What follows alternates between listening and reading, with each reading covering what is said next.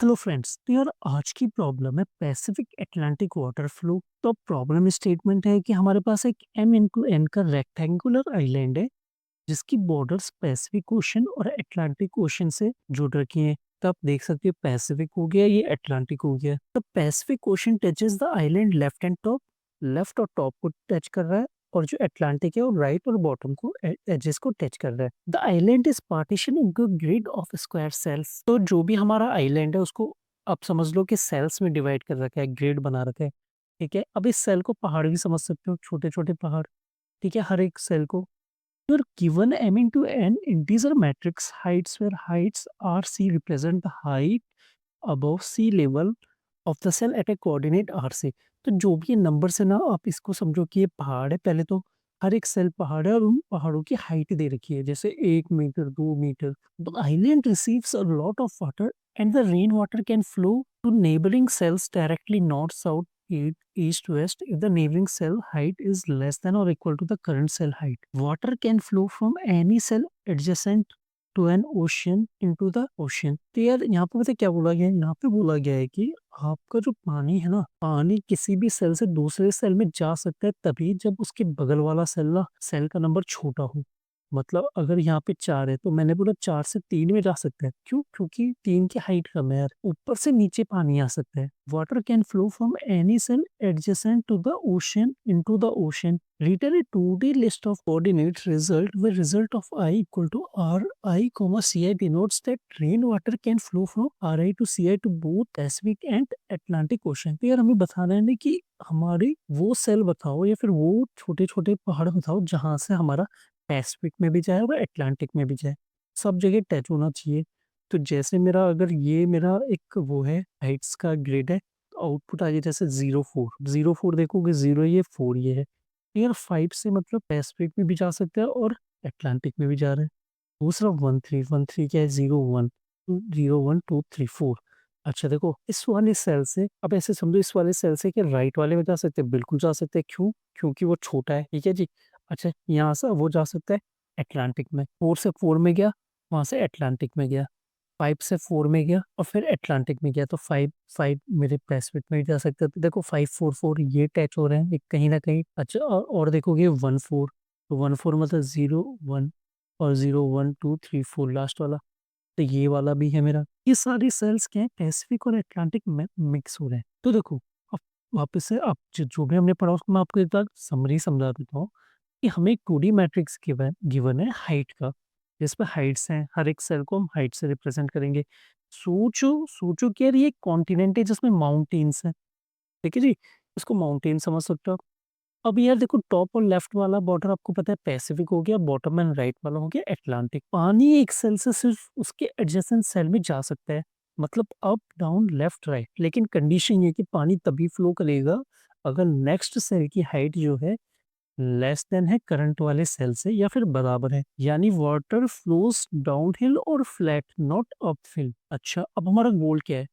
ऐसे सभी सेल्स रो कॉल बताने हैं जहां से पानी पैसिफिक प्लस अटलांटिक दोनों ओशियंस में पहुंच सकता है यार। अब यार ये सोचो, सोचने का तरीके को, बजाय कि मैं ये सोचूं कि इस सेल से वाटर जा सकता है पैसिफिक एंड अटलांटिक में, किसी सेल से पैसिफिक और अटलांटिक में जा सकता है, बजाय कि मैं ये सोचूं, ये नहीं सोचना मुझे। मेरे को पता है क्या सोचना है? मुझे ये सोचना है कि कौन सा सेल्स पैसिफिक से रीचेबल है। मतलब पैसिफिक ओशन से मैं किस-किस सेल में जा सकता हूँ यार? किस-किस सेल में जा सकता हूँ मैं अटलांटिक ओशन से? मुझे ये 2 चीज़ सोचनी है।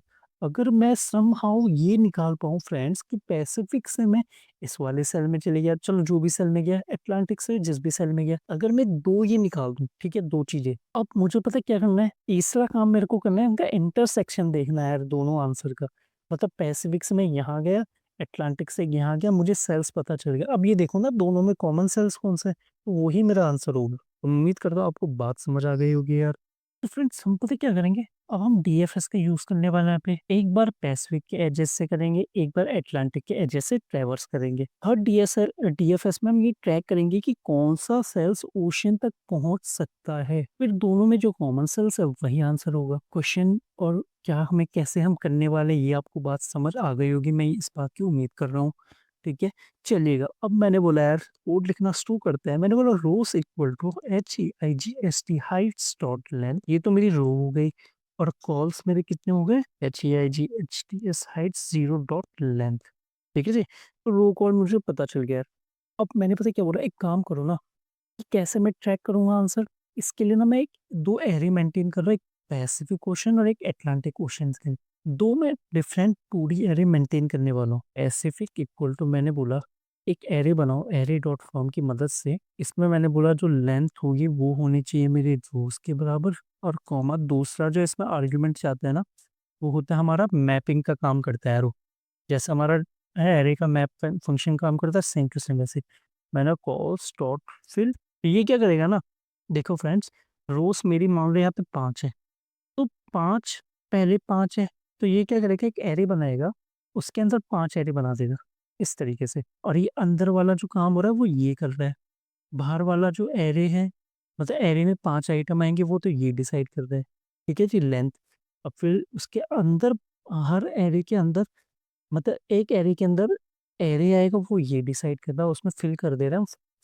ठीक है जी, मतलब मैंने एक एरे बना दिया इस तरीके से, कुछ ऐसे होने वाला है जिसमें मैं फॉल्स फॉल्स करके डाल दूंगा जितना भी मेरा कॉलम होंगे इस तरीके से। क्यों मैं कर रहा हूँ पता चल जाएगा अभी यार। ये तो हो गया मेरे पैसिफिक के लिए। अब मैंने बोला अटलांटिक के लिए करना है, तो अटलांटिक के लिए भी सेम होगा। मैं इसी को कॉपी पेस्ट कर देता हूँ यहाँ पे इस तरीके से। ठीक है फ्रेंड्स, अब मेरे को चाहिए कि मैं किस किस डायरेक्शन में मूव कर सकता हूँ। तो मुझे पता है रो plus one rho minus one, उससे बढ़िया दूसरा तरीका, डायरेक्शंस नाम का एक एरे है। इस एरे के अंदर भी दो चीजें होंगी, दो दो चीजें। जैसे ये हो गया मेरा 1,0 मतलब नीचे जाओ, ठीक है। दूसरा हो गया मेरा -1,0, इसका मतलब हो गया कि ऊपर जाओ। अब एक हो गया मेरा 0,1 मतलब राइट को जाओ। आज तक ये तरीका हमने नहीं किया था बट अब कर रहे हैं। 0,-1 इसका मतलब है लेफ्ट जाओ। डाउन जाओ मतलब रो बढ़ा दी, कॉलम सेम है, कॉलम सेम है, रो घटा दी तो ऊपर गया। रो सेम है और कॉलम बढ़ा दे तो राइट साइड को गया, और रो सेम है कॉलम घटा दिया तो लेफ्ट के लिए गया। अब मैं एक डीएफएस लिखता हूँ। डीएफएस क्या करने वाला है ना, मेरा डीएफएस मेरा जो ये एरे मैंने बनाए हैं इस पे मार्क कर देगा ट्रू। जिस जिस सेल में विजिट करेगा उसको ट्रू सेट कर देगा, मार्क कर देगा। ये मेरा काम करने वाला है। तो मैंने आर रो के लिए कॉलम, सी के लिए कॉलम, विजिटेड नाम का जो एरिया आएगा वो ये होंगे मेरे पैसिफिक और अटलांटिक आएंगे इनमें। और एक होगी कि प्रीवियस हाइट, मतलब हाइट कितनी थी तो प्रीवियस वाला सेल है। अब इस पे कैसे काम करेंगे, सबसे पहले मैंने बोला जब भी ये यहाँ पे आएगा ना, जब भी डीएफएस चलेगा सबसे पहले तो ये चेक, ये कर दो अपडेट, ये जो विजिटेड ऑफ आर सी है उसको ट्रू सेट कर दो कि भाई ये वाला सेल विजिट हो चुके हैं, इसे ट्रू सेट कर देना है। अब उस वाले सेल से मूव करना शुरू करो। कहाँ कहाँ जा सकता हूँ मैं, 4 दिशाओं में। ये देखो ये डायरेक्शन मैंने इसी के बनाया था, तो मैंने बोला लेफ्ट। नहीं तो आपको यार क्या करना पड़ता है, 4 बार कॉल लिखनी पड़ती है, डीएफएस डीएफएस डीएफएस डीएफएस। फिर आपने एक बार रो बढ़ाते रो घटाते, तो मैंने शॉर्टकट बोल दिया कि यार इस तरीके से मैंने कर दिया। तो मैंने बोला r plus d r comma c d c, ये कॉलम हो गया, विजिटेड मैंने डाल दिया। अब मैंने बोला हाइट्स का आर कॉमा सी, ये मैंने कर दिया। तो ये मेरा क्या करेगा, 4 दिशाओं में कॉल लगा देगा, 4 दिशाओं में क्या करेगा, कॉल लगा देगा। बट एक चीज है दिक्कत, आपने बोला अगर लो ऊपर चले गए, माइनस हो गई, तो हमें इसके लिए बेस कंडीशंस लगानी पड़ेगी। बेस कंडीशन क्या कहती है कि अगर मेरा आर लेस देन 0 है, या फिर आर मेरा greater than equal to row, c less than 0 है, या फिर मेरा c greater than equal to cols है। हमने बोला ना ज्यादा लेफ्ट भी नहीं जा सकता, ऊपर भी नहीं जा सकता, राइट भी नहीं जा सकता, नीचे भी नहीं जा सकता, मतलब ठीक है सेल से बाहर। अगर ये सारे सही है तो फिर मैंने बोला विजिटेड तो नहीं है ऑलरेडी, तो विजिटेड चेक करो उसमें फॉल्स है ट्रू है, अगर ट्रू है तो नहीं जाएगा।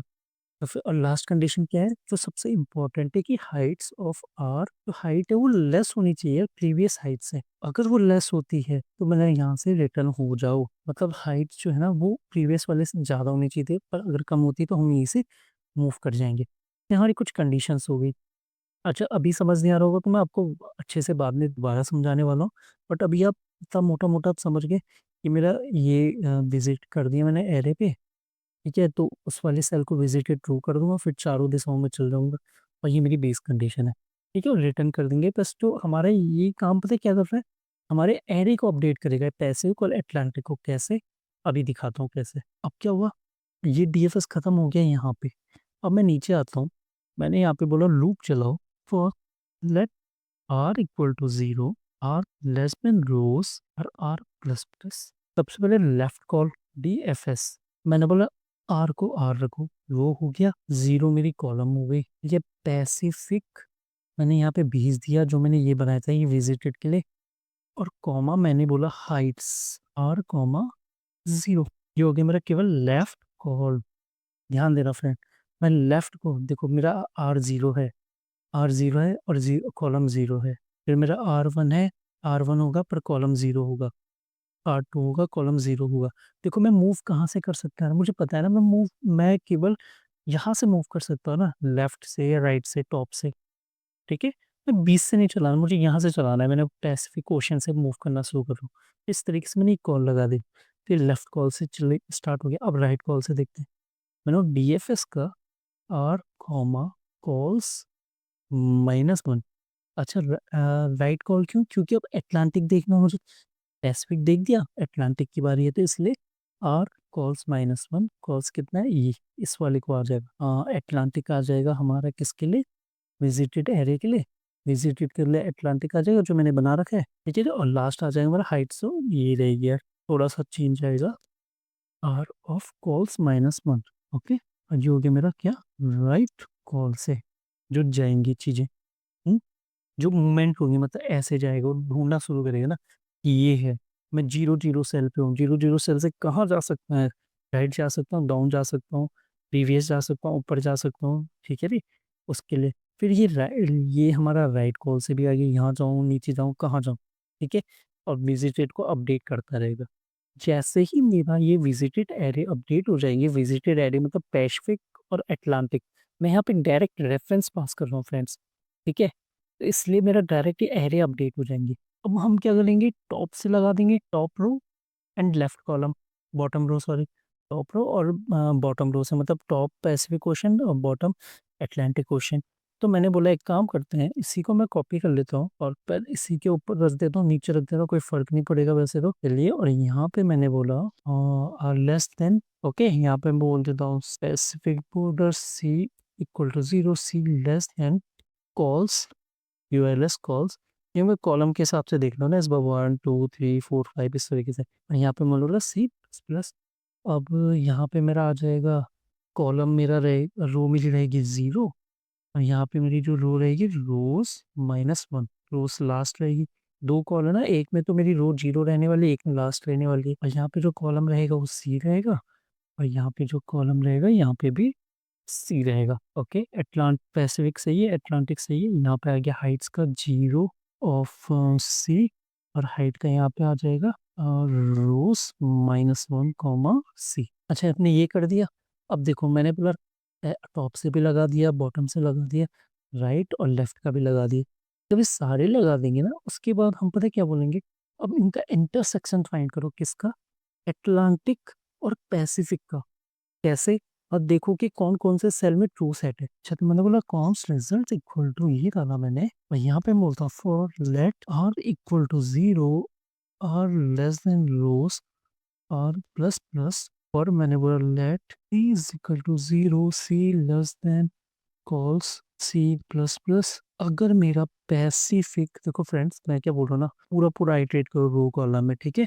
अब ये देखो कि पैसिफिक का जो रो R ऑफ C है, अगर वो ट्रू है, एंड अटलांटिक का भी R ऑफ C है, वो भी ट्रू है, इसका मतलब दोनों का ट्रू है, मतलब दोनों में विजिट हो गया। दोनों में अगर विजिट है, इसका मतलब मेरे रिजल्ट पुश कर दो, और यहाँ पे रिटर्न कर दो लास्ट में रिजल्ट, इस तरीके से। अब इसे मैं रन करा के देखता हूँ। फ्रेंड्स यहाँ पे कुछ गड़बड़ हो रही है यार, एक काम करते हैं, दूसरे तरीके से कर लेते हैं अगर ये गड़बड़ हो रही तो।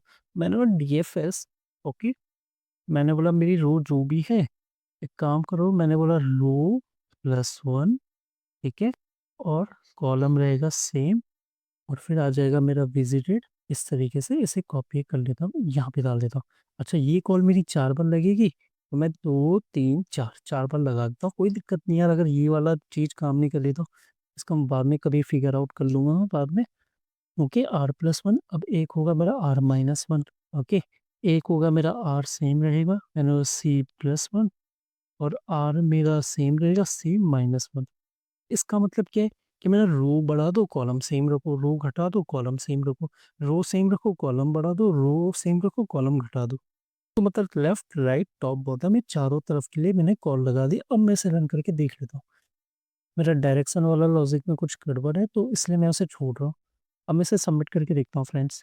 ये सक्सेसफुली सबमिट हो गया यार, ठीक है? अच्छा, फ्रेंड्स कोड तो हमारा सबमिट हो चुका है, ठीक है? अब यार आपको ना इसको ड्राई रन करके देखना है, ठीक है?